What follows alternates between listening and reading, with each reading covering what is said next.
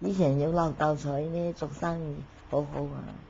但你冇老豆嗰陣時呢，就好犀利啊。講佢知咯，我話我係你細妹嚟嘅，你講佢知咯。我話係阿二女嚟嘅，我係第二嘅。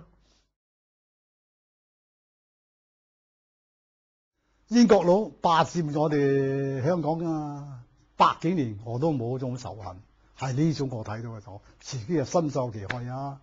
佢打死翻生係嘛？日本仔嗰啲殘忍法，真係望睇住嗰啲飛機啊，哇！一兜一個圈打個跟斗呢，就放炸彈啦。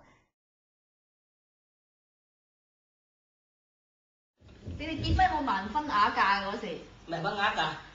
咁你嗰時願唔願意嫁俾你個先生？都唔識，識緊人嫁啦。咁你冇喊啊？梗係有喊啦。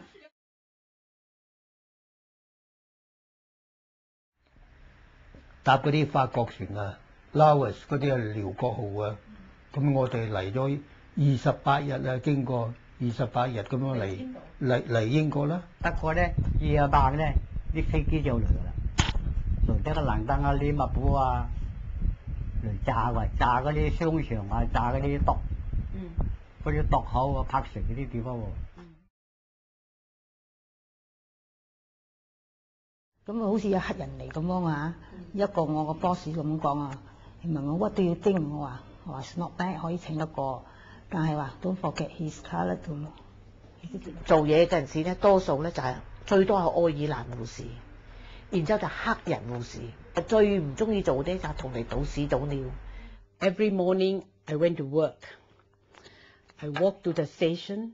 When I got into the train underground, I cried and cried and cried. 我哋嚟英國不幸中嘅大幸啊！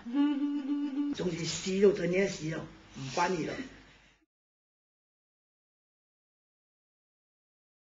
東南亞嗰邊人咧嚇教仔女咧係用個手拉住佢哋，同佢哋講點樣行點樣行。